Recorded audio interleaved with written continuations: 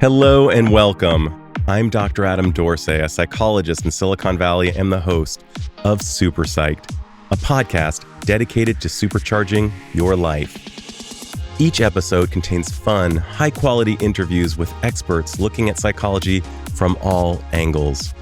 SuperPsyched is your tool to get more of what you want in your life and less of what you don't. Have you ever needed to have a conversation but felt terrified to carry it out? I'm sure that, like all of us, you have. The sad thing is that few of us have ever learned how to have difficult conversations. Fear not, help is here. Two people who are experts at dealing with difficult conversations are the guests on this very episode. They are no strangers to this topic, nor are they strangers to SuperPsyched.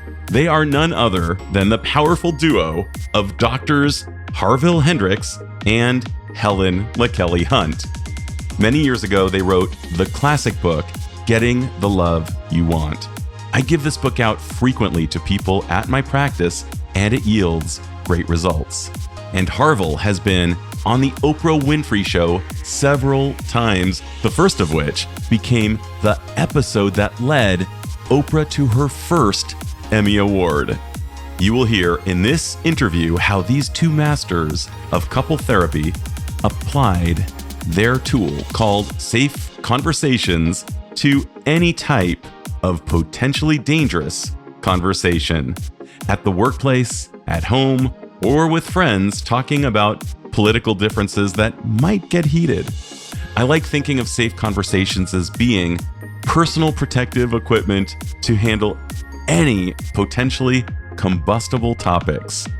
Their new book is called How to Talk with Anyone About Anything: The Practice of Safe Conversations.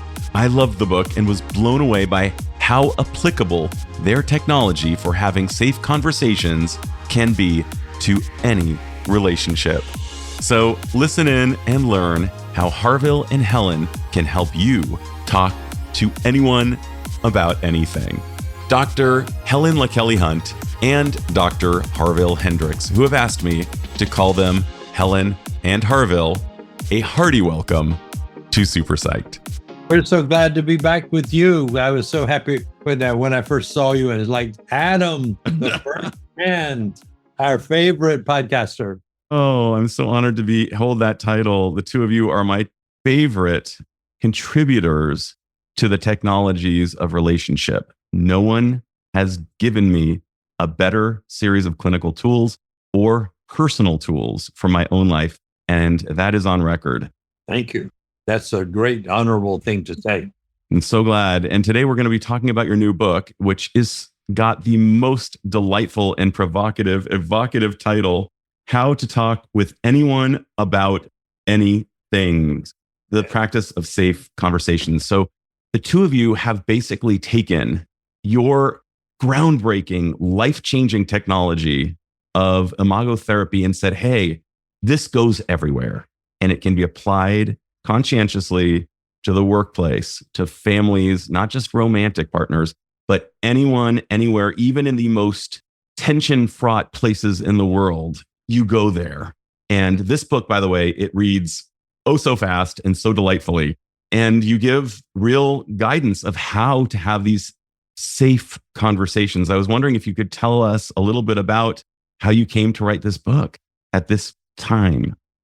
Well, we finally got it done, but the journey to this book, I would say, started 10 years ago when we came to a conclusion one day that the work with couples, which we had done for 40 years, and with a modicum amount of success, would not change the world.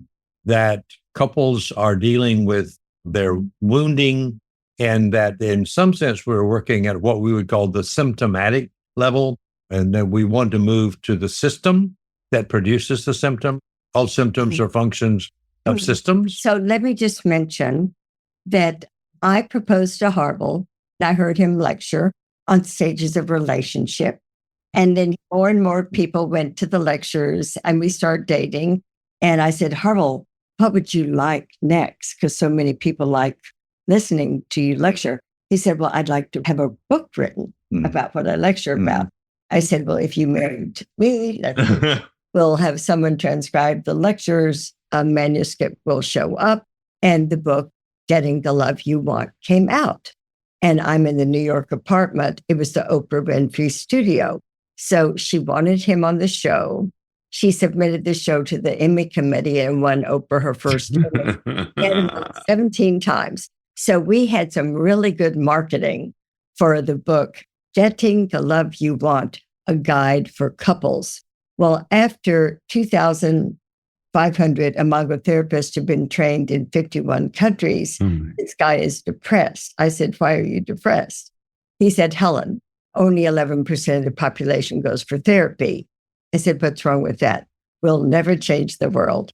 Well, I love the dialogue work. So we moved back to Dallas and started a dialogue institute for everyone, and it's called Quantum Connections.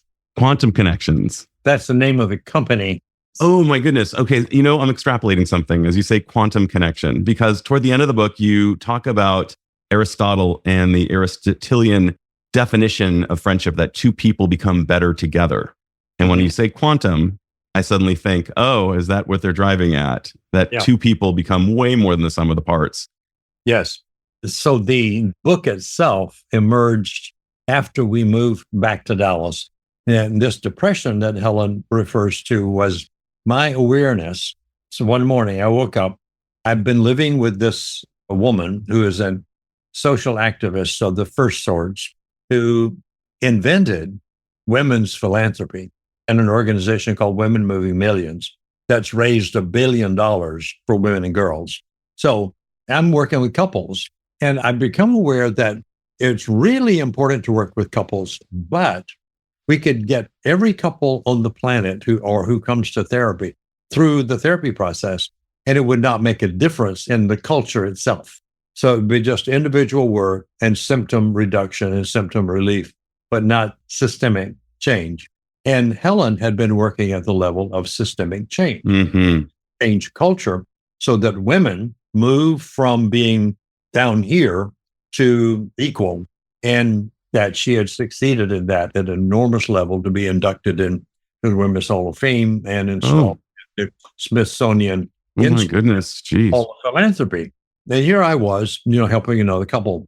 I don't know if I got jealous or not, but it was something like, I will always have a waiting list, because the culture is not just psychology and childhood that produces the problem with couples.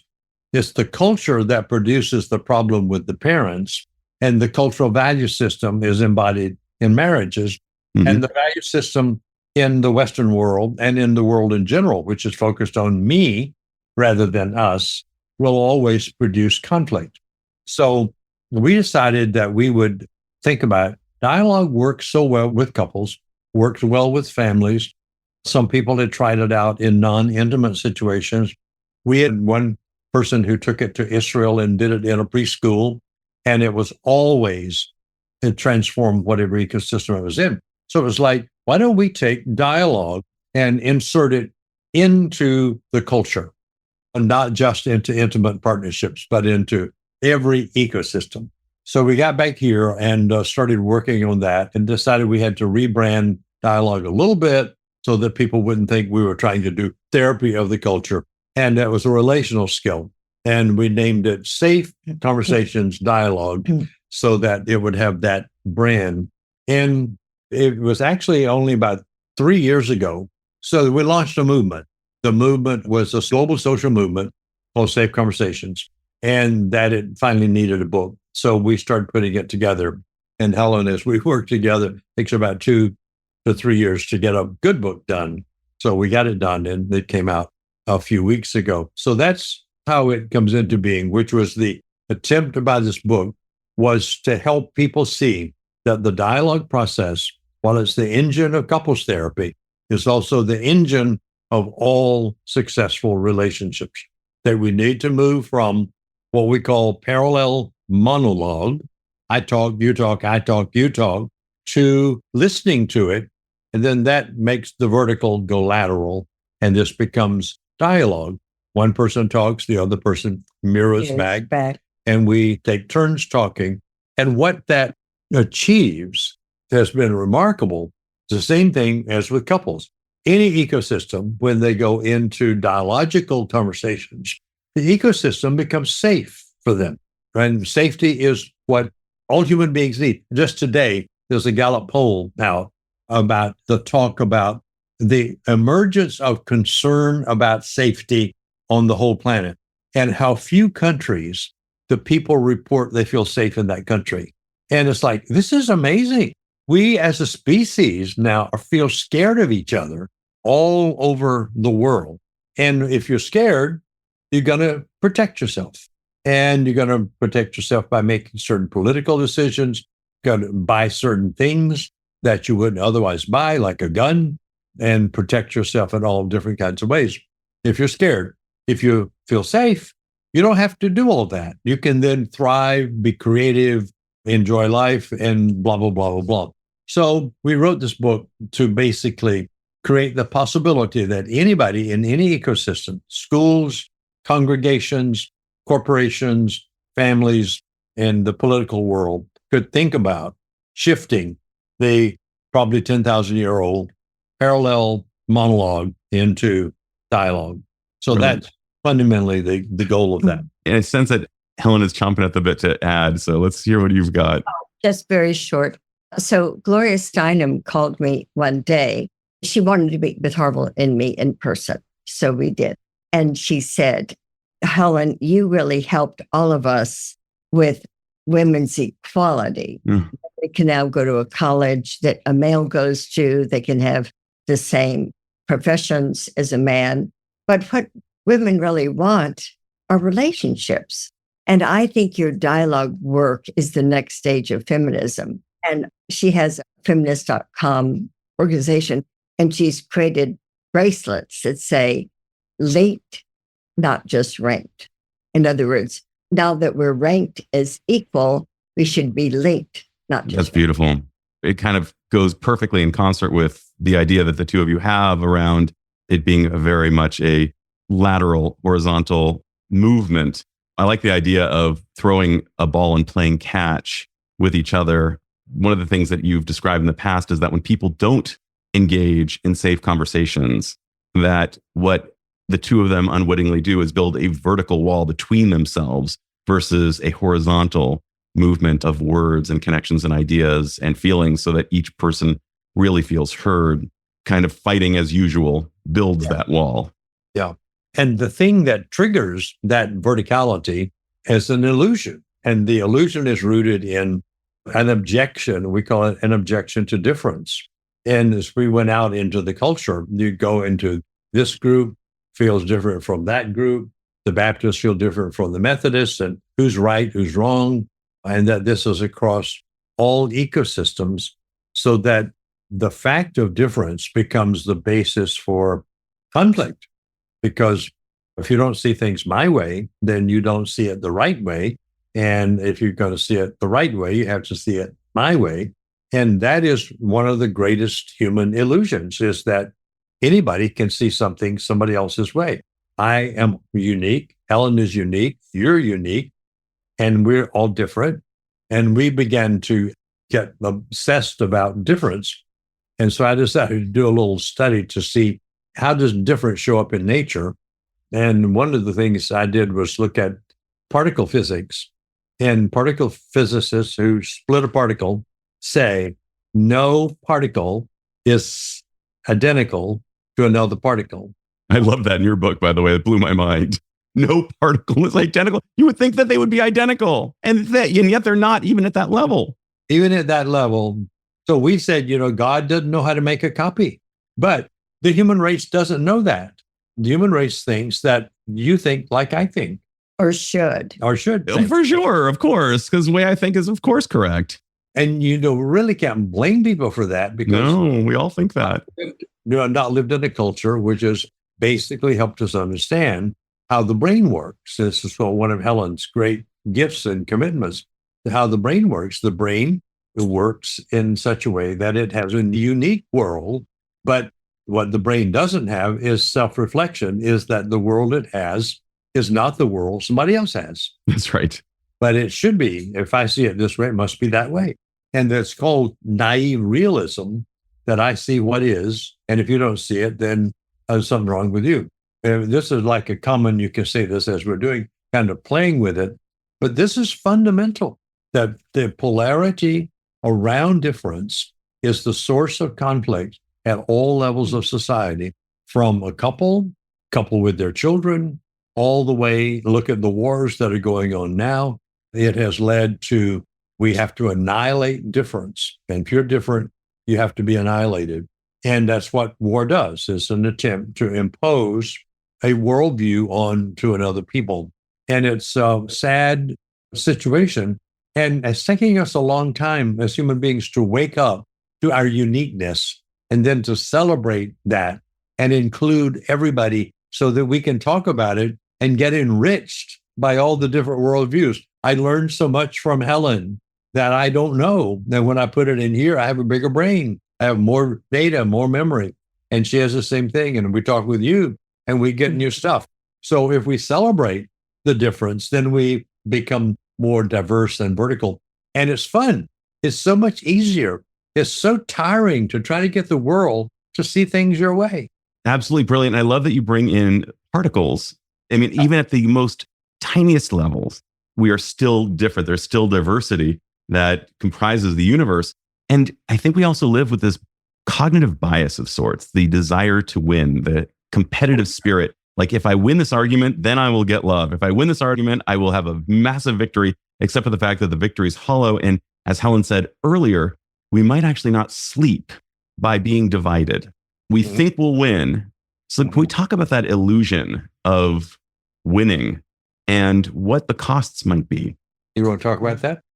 Winning can be a positive experience. But if a person thinks, I have to win, that's not a positive. There's some things that Harville is better at than me. Some things I'm better at than him. And I think it's learning to accept difference. Difference is a part of nature: hot, cold, dark, light, sweet, sour, wet, dry. And we expect other people to believe and vote exactly how we think you should believe and vote and get things done. And I love the idea of living with wonder. You talk about that, the upside of not knowing, even how it can benefit corporations by profits of up to 400% over other companies that don't enact that type of psychological safety. Every argument you make in this book, I think of it almost in terms of the carnival, where you knock down clowns with a baseball. You're knocking down clowns in this book all the time, and in a good way. Just getting rid of myths and saying, look, folks, you may want to do this, but you actually don't want to do this. Trust me, do this instead. And again, I think we want to do that, but there's a great need for some empathy, because we all live in a culture like fish live in water. We don't know the cultures value winning. And as Helen was saying earlier, at any cost, you're trained from the cradle on to be first. And if you're not first, there's a negative feeling about that. And you have to try to be first. And if not, be the best second you can be. You still have to win.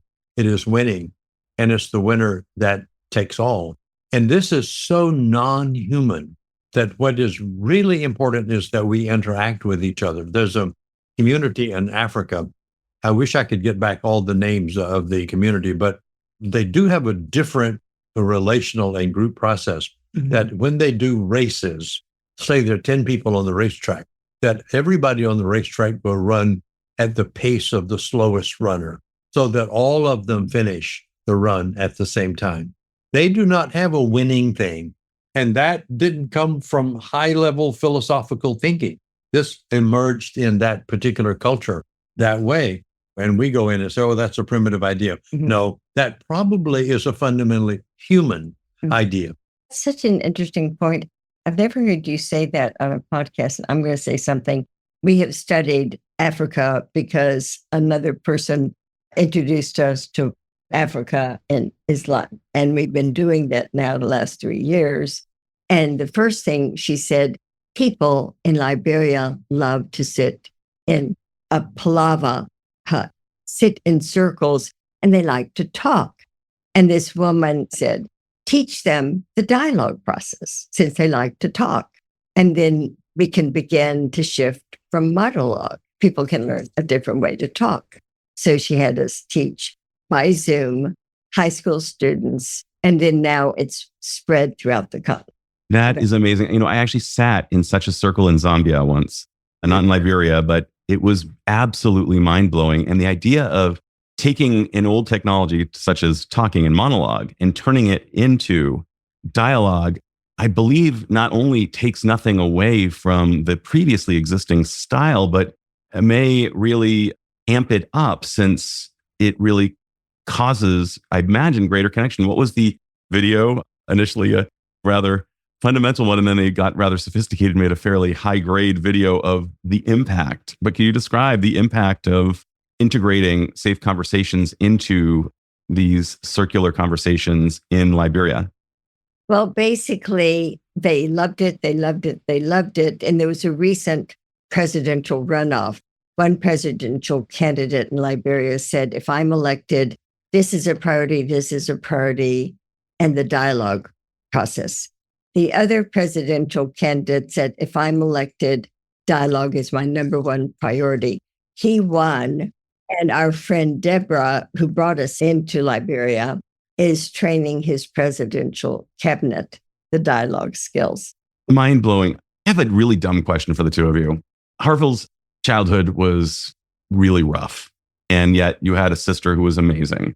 Yeah. But I wonder if either of you, and I don't know much about your childhood, except I imagine it was some adult who was cheering for you. And I find myself wondering, at this stage in your life, as you're doing all of these things that have been adopted by countries as far away as Liberia and used even in tension-fraught areas such as Israel and Palestine, do you ever have these fantasies of, gosh, if those people, if my cousin could just see me? Like, no. Gosh.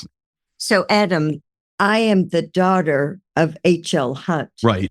And the company stock, and this can be true of any corporations, if it's put in a legal trust, when the company makes profits, half of the profits go to the federal government for military, welfare, anything the government needs, and half goes to family members. And our job is to improve society with it. So I've always known that I needed to do something to improve society. And I proposed to Harville, a book was written, Again, Love You Want. And then I was doing women's philanthropy. So you're abiding by basically the dictates. I receive money, and so I can pay for different things. Well, the salary of the man who is now running Quantum Connections. That's so cool. And purchase a workshop and pay for all sorts of things that with Harville's background wouldn't happen. You know that you're abiding by your family's values. And I think that, Helen, if I'm tracking you, and not just now, but through your life, is you are carrying out a kind of mandate that since you are privileged, and that privilege includes wealth, is that you need to make those resources available to ecosystems that don't have it. Yeah, it's not my family values. I get funding and I can do whatever I want to improve society. So maybe to quote Spider-Man, with great power comes great responsibility is one of your values. Yeah. Got it. And it's interesting that the Hunt family, none of them, and I know them all, are self-indulgent. They may have a second home, but that's about it. The company has a private plane, but the head of the company doesn't. It's a company plane because it's more, efficient to fly in that. So they've done a great job of stewarding these millions or billions of dollars into the culture. I grew up in a totally different environment, what we call a subsistence farm, which was a sharecropped, so that we didn't own the land and we had to give half of our income each year to the owner of the land. And then you'd borrow money and recycle until finally my family couldn't do that. And they finally all moved to town and got jobs. Then they began to live pretty well. But my family had another thing, which was, we expect you to work hard and do well and succeed, but don't ever brag. My parents died, so I lived with my sisters. He was the youngest of his family. They're innovators. So she said to me, don't you ever get too big for your britches, boy. And so when we got this book written, Getting Love You Want, and got on the Oprah show and went home to Georgia to a family reunion, first thing she said to me when I walked in was, I told you not to get too big for you. So they're kind of proud of you, but they don't want you to be proud of yourself. Got it. So they're allowed to articulate the pride, not you. That's right. And if I'd said one prideful thing, they would have, just been on top of me. But they talk about us all the time, and they feel justified in doing that, which is a kind of interesting culture itself. So I don't have to talk when I'm at home. They'll do it for me. That is really something. Wow. Let's talk about, for a second, since I've got you only for a limited time, what's it like to write a book as a husband and wife team? Oh, I love it. He does most of the research. I wish I had the time. He goes, Helen, you're a movement builder. Now you bring in customers and leave me alone, and I'll do most of the writing. Now, I have written 4 books and published Faith and Feminism. Anyway, I've written 4 books, which are wonderful books. Single author books. So on the joint books, she's right, I pretty much draft those. And then once we get a workable chapter, Helen is an amazing editor.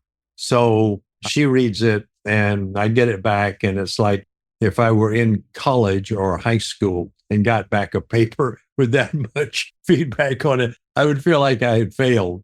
But then when I integrate her edits, the book is much better, becomes more artistic and more inclusive. So we partner like that. We are complements. She's the colorist. She's an artist, knows about beautiful things. I'm a left brain person. I want to do all the ducks in a row. And she brings in a color that I can't naturally do, but I bring in a structure that she doesn't naturally do. So those two things ultimately produce the books that we've done. We've done 12 now. Wow. So the system works. Well, this was the right book at the right time. Before I get to my final question, I want to ask you about its use in Israel and Palestine. It was included in the book. It was really, really powerful to read, especially at this moment when we may be beyond talking at the moment, but talking has to happen at some point. Let's hear about what your thoughts are of how it's been used, because it has been used in Israel and in between Israelis and Palestinians. Well, the dialogue process was taken to Israel probably 20 plus years ago by couples therapists. And they became aware that this could be used sort of ahead of me outside of the couples domain. But they started bringing Israeli couples and Palestinian couples together to talk. And that was almost illegal. They had to do it under the radar for these couples to come together in a group and practice the dialogue process. Then they began to move it out of that because the Palestinians and the Israelis began to see that this could work in their culture. So the therapists began to move it into some of the social organizations, and that became a part of the conversation. Unfortunately, it didn't penetrate the culture enough so that the polarization that's now going on, and it didn't penetrate it high enough. One thing we're learning as we move into ecosystems, that the first people that we have to get into the dialogue process are the leaders. Because if they're leaders, then they become models. That's right. And they also become proponents because they wouldn't take it if it didn't make their organization work better. So the employee is supported by the person at the top, if the person at the top does dialogue. If the employee came in, started dialoguing with the leader would probably wonder, what are you doing? Because if you said to your leader, let me see if I've got it, Mr. So-and-so, that you want me to do this kind of work or whatever, it would be so out of character that the leaders would become suspicious. But if we train the leaders, then we can train the employees, and they now speak a common language. So one of the biggest cultural successes that has lasted is the Hutus and the Tutsis. It was a genocidal war. Our people were in that area and went in and did bring dialogue into that conversation. And they consider themselves having made an impact on the resolution of the conflict between those two groups. Wait, Harville, this is mind-blowing because I interviewed Didine Umunyana, who was a child during the genocide. And we've talked extensively about the sophisticated interventions that have occurred between the Hutus and the Tutsis in order to reconcile seemingly impossible traumatic memories. And yet now they are united as a country. And that's a position Oh of my goodness. on difference in order to embrace difference.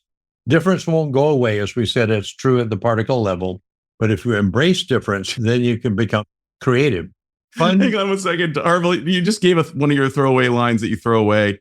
That's a bumper sticker right there. Difference won't go away. It's like we live with this idea that it's an absolute illusion that we're going to be able to beat somebody into submission and get them to agree with us. It doesn't work.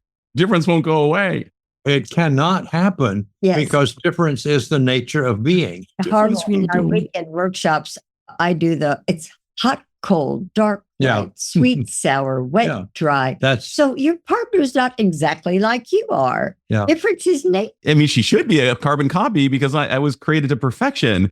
Says every idiot, like all of us, quite frankly, all 8 billion of us live under this illusion at times. Oh, yeah. And we do it because we're scared. Difference creates anxiety because you wonder if you will disappear if you accept the uniqueness of another person. What you don't know is you're enhanced, but you have to experience that in order to believe it. This is the real challenge we have is we could talk forever about dialogue, but it's like lemonade. You have to drink the lemonade to get it. And I wanted to give you one story before we go about using dialogue at an international level. It was probably now 10 years ago that there was a hurricane called Hilda or something. Oh, it was terrible. Cool, and just destroyed the internet. So the international community came together to rebuild the internet in the Caribbean. And that included the White House representative of the administration and Congress and Apple and Google and the World Trade Organization, what is the bank, the World Bank, and an international construction company, which knew how to do this. They got into a group to plan how to do it and got in an impasse and sat in that for 9 months. No movement, and the internet is down, and those people are suffering, but they can't move. And retrospectively, they spent all their time in parallel monologues about how this would work. No, that won't work, but this would work, that would work. So after 9 months, a person who lived in Dallas was the facilitator of that group conversation in Washington. They came together every month to see if they could resolve it. And she asked us if we would go and sort of coach her, because she learned about dialogue in our seminar, coach her in using dialogue with this group. So Helen couldn't go, but I went. And about 15 minutes before the group was going to start, she said, I've changed my mind. I want you to run the group. You know how to do it. I don't know how to do it yet. I've just learned it about 2 months ago. So in 15 minutes, I was put in this group of 22 people at this level. So I'd never been in a room with that kind of tearing, but I decided I'd do my thing. And in 2 hours, they resolved the issue that had been an impasse for 9 months. And they came to me later and said, well, what magic is this you did? Because we've been sitting here for 9 months with no progress. And the answer was, I made it safe for the creativity of all of you to get expressed so that it can become integrated into a plan. And they said, how did you do that? I said, well, it was safe in the room for each of you to talk because I required that if you talked, you had to be mirrored and not criticize. You couldn't mirror you and then comment. You had to say, so let me see if I got it. This is the way you think it would work. And what emerged out of that was the collective mind produced a plan which came out of the collective. So when it evolved, they all agreed to it. And then the donors who were sitting in the room started writing checks because they said, this will work, and they solved the problem. I'm going back and saying that because it is so simple but so profound. You have to have safety to thrive. If you don't have safety, you will defend yourself.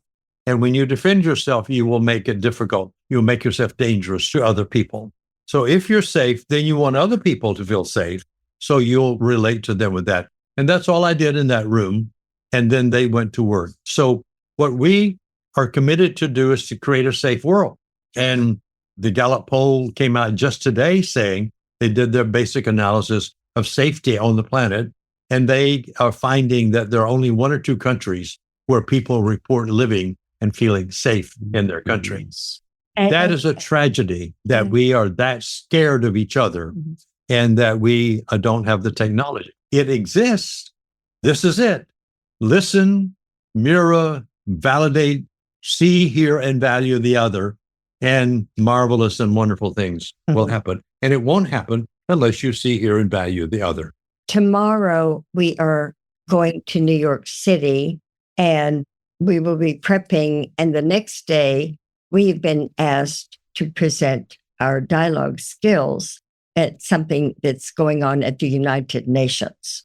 Wow. There has been strong interest in the United Nations for quite a while. And we'll go there and we do a little bit. Tomorrow, it will be more of the skills with a new book. Well, I'm unequivocal. This book, this technology, safe conversations themselves are the most important single tool for couples and for people making sure that they are understood and in relationship, connected in spite of their differences, and perhaps even better because of those differences. I'm wondering if you could answer my final magical question. If each of you had the magical powers to confer upon all humans one insight or skill, what would that insight or skill be? And how do you imagine it would improve life for the individual as well as society at large, since we are all connected? This is what I would say. This is what we have been crystallized clearly in the past few months. Listen, listen, listen. Only through listening can you learn that there's somebody else in the world that's not you, and know how it is that they live, what life is for them. Listening is the most undeveloped skill on the planet. And that's what dialogue brings in. It brings listening to the parallel monologue and lateralizes it. My mentor, Paul Tillich, a theologian, many, many years ago said, listening is the first act of love, because in listening, you get to know the other. And it's only when you know the other can you love them. And most of us know the other only as a figment of our imagination. And we love that figment, but not the person. So listening is the first act of love. So I would say, listen without judgment and listen without criticism, because most of us, when we're hearing, but we're running a narrative that, what you're saying is true, not true, that's not right, blah, blah, blah, blah, blah. And we have to shut down the narrative, move from hearing to receiving, because hearing and not receiving is just going by. But listening is receiving the other without judgment. And you feel so much better with dopamine, acetylcholine, norepinephrine, serotonin, instead of the toxic neurochemicals, adrenaline and cortisol, where you don't sleep well and you're upset with people, cortisol, adrenaline. I'm so glad you brought up that point, both of you. But Helen, you bringing in some of the neurochemical elements. One of the things that Robert Sapolsky described, and I know you both know about this, is that when we see somebody who's outside of our tribe, we have less endogenous oxytocin, our cuddle hormone. We don't feel as connected. And what each of you is doing is saying, here is a behavioral method for us to, in spite of our difference, to elicit more of our oxytocin, our acetylcholine, as you said, our norepinephrine, all the important neurochemicals, so that we can feel more connected, regardless of our ancestry, our socioeconomic status, the language we speak, whatever. This is really big. I mean, I'm just laughing because I'm so grateful to both of you. I can't believe I'm looking at you right now. And I hope to see you in person sometime soon, but this has been a blast. I hope the two of you absolutely make echoes and positive dents in the UN tomorrow, so that listening becomes the skill du jour rather than just being blowhards and bloviating. Wonderful. I like that. Thank you. Instead of being blowhards. Helen's father has a sign up in the conference room that's still there, and he died in 1972. He said that God gave us 2 ears and 1 mouth. Use accordingly. Use accordingly. Use the mouth all the time, but we seldom ever use the ears. And it's so interesting because I know that the title will sell more books, How to Talk to Anyone, but really, you're also talking about how to listen to anyone. Yeah. And I couldn't figure out how to put that in the title. Yeah. That is what will sell books, but really, they're learning how to listen. Oh, I hadn't thought about that. And once you get into this, you discover, to talk to anybody about anything means you got to listen. And I know we're at the point of closing, but it's listening and it's saying words, but also we talk about VT, voice tone, and L, loving look, and just the expression on your face can make someone relax. And when you look at Adam's face, you really want to talk to him. Oh, you guys. Yeah. And VT, voice tone. Yeah. VT, it's a major deal. And I feel so much love looking at both of you, just in so much gratitude. You guys are such cool people on top of it. And by the way, Helen, you'll appreciate, I made Harville's coffee this morning. I poured in the foamed milk with the stevia, and then I poured the coffee on top of the concoction and watched it. And I believe that's how you get your coffee too. Yeah, exactly. This is Dr. Adam Dorsey thanking you for listening to SuperPsyched. If you know anyone who might like it or who might benefit from listening, share it. And if you like the episode, please hit subscribe.